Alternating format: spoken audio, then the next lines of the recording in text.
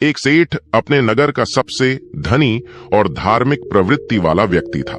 सेठ के पास अधिक धन संपत्ति थी, किसी चीज की कोई कमी नहीं थी। वो बहुत ही सुखपूर्ण अपना जीवन अपने परिवार के साथ जी रहा था। सेठ और उसकी पत्नी शुरू से ही असहाय लोगों की मदद करते थे।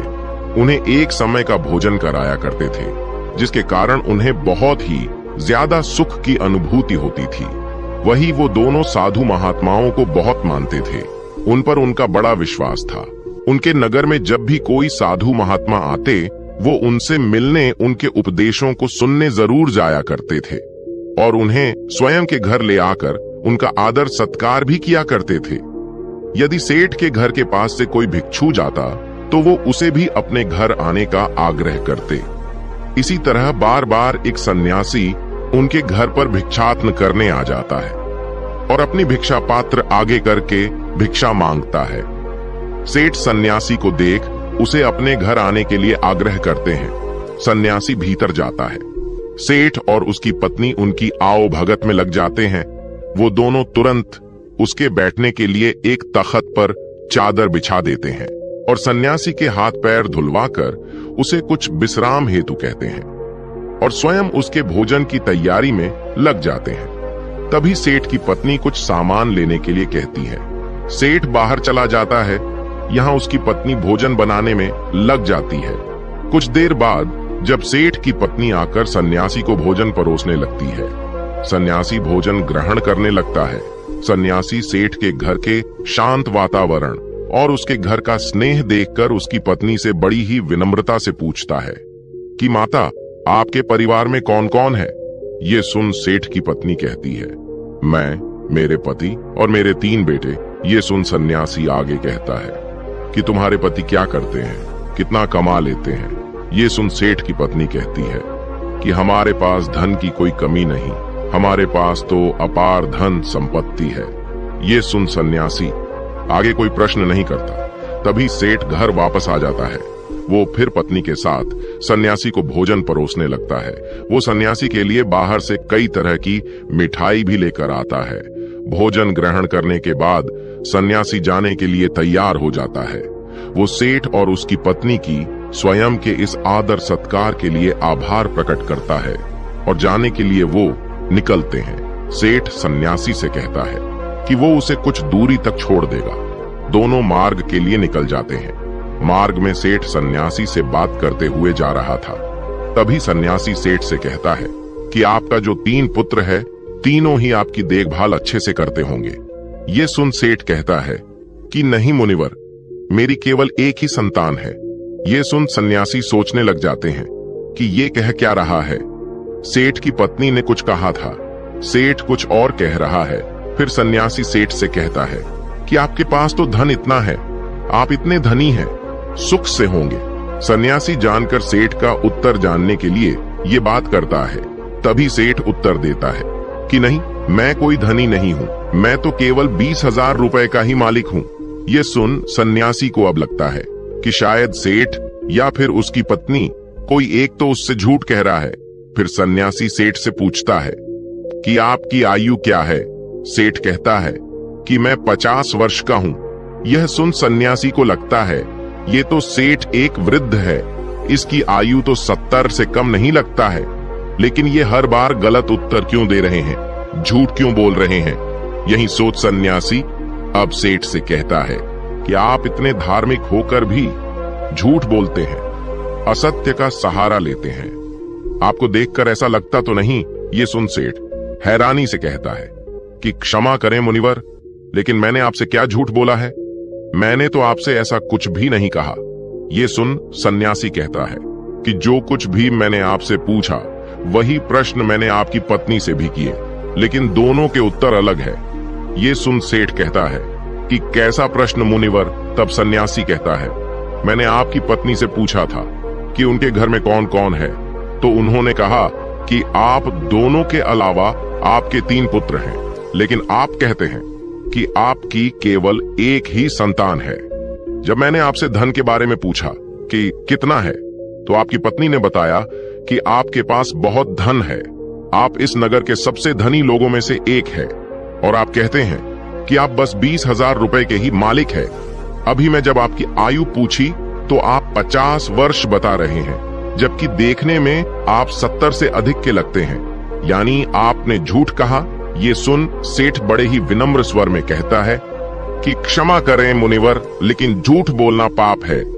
तो भला मैं आपसे झूठ क्यों बोलूंगा, और वो भी आप जैसे महात्मा से, जिन्हें मैं इतना मानता हूं। ना तो मैंने कोई आपसे झूठ कहा, ना मेरी पत्नी ने। हमने तो बस सत्य बताया है। ये सुन सन्यासी कहता है कि लेकिन आप दोनों के सत्य अलग अलग क्यों हैं? ये सुन सेठ कहता है कि ये सत्य है कि मेरे 3 पुत्र हैं, लेकिन जो मेरी आज्ञा का पालन करता है वो केवल मेरा एक ही पुत्र है। बाकी दोनों को अपने माता पिता से कोई मतलब नहीं है। जो कुसंग में रहता है वो मेरा अपना कैसे, इसलिए मेरे लिए मेरी एक ही संतान है। आपकी दूसरे प्रश्न के अनुसार रही धन की बात, तो मुनिवर, मेरे लिए मेरा वही धन अपना है जो मैं स्वयं के जीवन में उपयोग करता हूं, और वो इतना ही है जितना मैंने बताया। बाकी सब जो है वो मेरा नहीं है। उसमें से कुछ मैं असहाय लोगों की, जरूरतमंदों की मैं मदद कर देता हूं, तो कुछ मेरी इस देह को त्यागने के बाद मेरे सभी सगी संबंधी ले जाएंगे। तो उस पर मेरा कैसा अधिकार?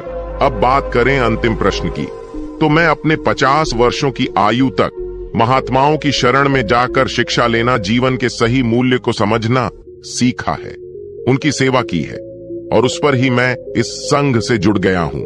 यही कारण है कि मैंने आपको अपनी आयु ये बताई है। अब आप ही बताएं, क्या इसमें मैंने कुछ झूठ कहा? ये सुन सन्यासी को अब सेठ की पूरी बात समझ आ जाती है, और वो कहते हैं कि क्षमा करें, मुझे पहले आपके विषय में जान लेना चाहिए था, स्वयं के भीतर आपकी झूठी छवि बनाने से पहले। और तब सन्यासी सेठ की बात का मान रखते हुए आगे बढ़ जाता है, और सेठ पुनः अपने घर लौट जाता है। अतः किसी के प्रति अपना नजरिया बनाने से पहले, प्रतिक्रिया देने से पहले सामने वाले की बातों को भी पूरा सुन लेना चाहिए। एक बार व्यक्ति किसी महात्मा के आश्रम में बैठ उनके उपदेशों को सुन रहा था। तभी वो महात्मा से कहता है कि मुनिवर, आप सभी संत महात्मा हमें चिंता से जुड़े कई उपदेश देते हैं। क्या आप हमें कोई ऐसा हथियार नहीं बता सकते जिसके द्वारा हम चिंता को स्वयं के जीवन से निकाल कर फेंक ही दें? चिंता में ऐसा क्या है जो व्यक्ति को बर्बाद कर देती है? क्योंकि एक तनावग्रस्त व्यक्ति इतना परेशान हो जाता है कि सब कुछ वो गवा देता है। ऐसा आखिर क्यों होता है? उस व्यक्ति की बात सुन महात्मा कहते हैं कि चिंता एक ऐसी मानसिक समस्या है जो यदि व्यक्ति को पकड़ ले तो उसे डुबो देती है। उसे केवल स्वयं से मुक्त कर ही आप सुखी रह सकते हैं, और ये तब होता है जब आप स्वयं को मजबूत कर लें। आपको केवल बस ये समझना है कि स्थिति चाहे कैसी भी हो, हमें उस समय तनाव में नहीं आना है, घबराना नहीं है, बल्कि स्वयं को भीतर से मजबूत रखना है। यदि आपने अपने भीतर हौसला रखा है तो कोई चिंता आपका कुछ नहीं बिगाड़ सकती।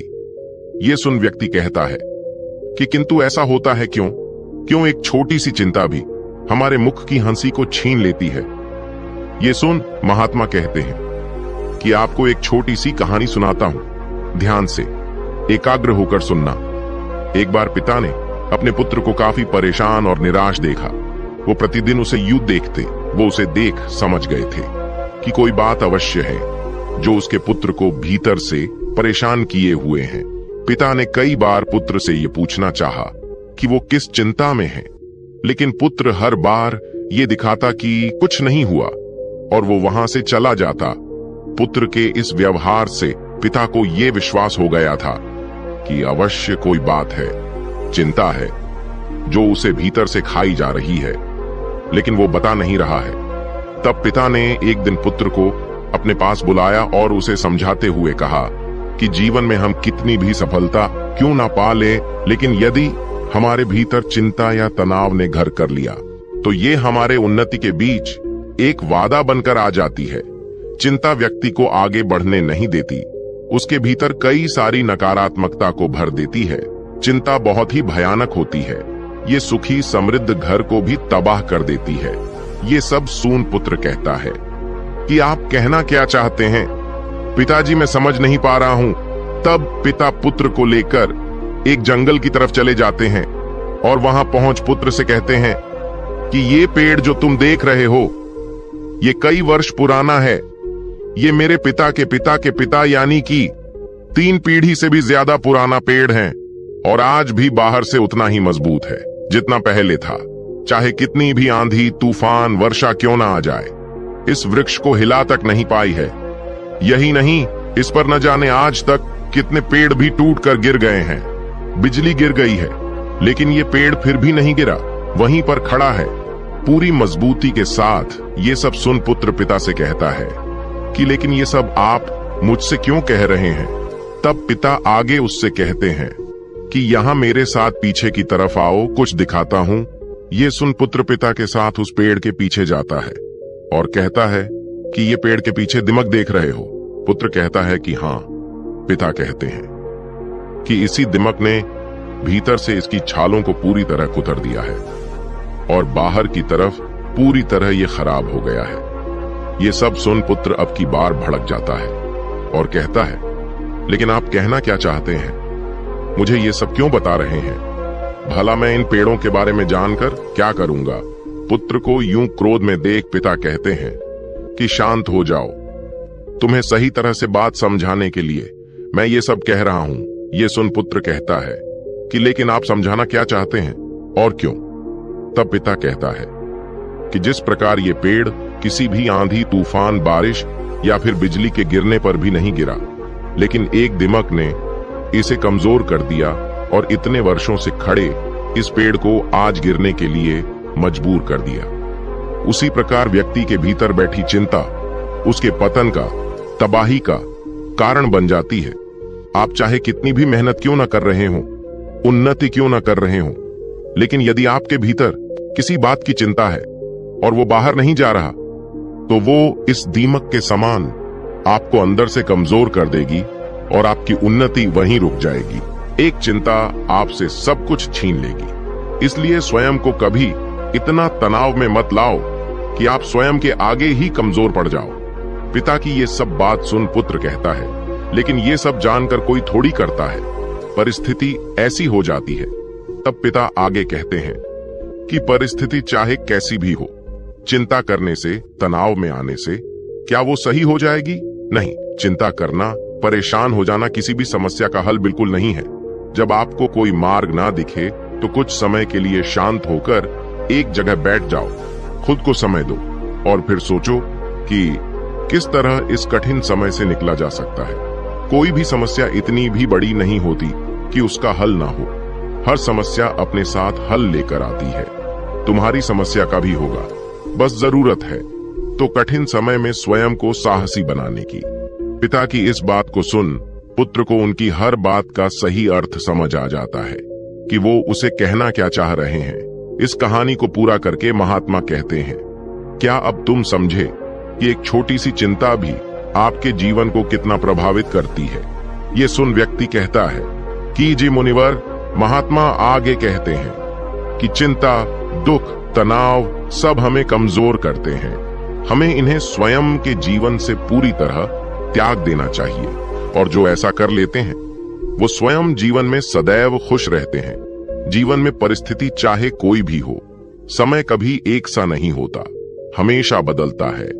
बस अपने सुख के पल को स्मरण करके उसे दुख में साहस का हथियार बना लो। ये चिंता कुछ नहीं बिगाड़ पाएगा, लेकिन यदि इस चिंता में आप घिर गए तो कभी भी उन्नति नहीं कर पाओगे। इसलिए कभी व्यक्ति को व्यर्थ की चिंता में नहीं आना चाहिए। जो वर्तमान में हो रहा है उस पर ध्यान दें, अपना काम करें, बाकी सब छोड़ दें और धैर्य रखें। ये समय भी कब निकल जाएगा आपको पता ही नहीं चलेगा। महात्मा की बात सुन व्यक्ति को उसके प्रश्न का सही उत्तर मिल जाता है और वो गुरु को प्रणाम कर वहां से चला जाता है। अतः चिंता व्यक्ति के जीवन की सभी खुशियां, सुख, समृद्धि छीन लेती है। इसलिए व्यर्थ में इन सब में नहीं पड़ना चाहिए। स्वयं को चिंता मुक्त रखें, तभी आप जीवन में खुश रह सकते हैं। आशा करते हैं ये बात आप समझे होंगे। तो दोस्तों, आज के वीडियो में बस इतना ही। उम्मीद है आपको यह वीडियो पसंद आई होगी।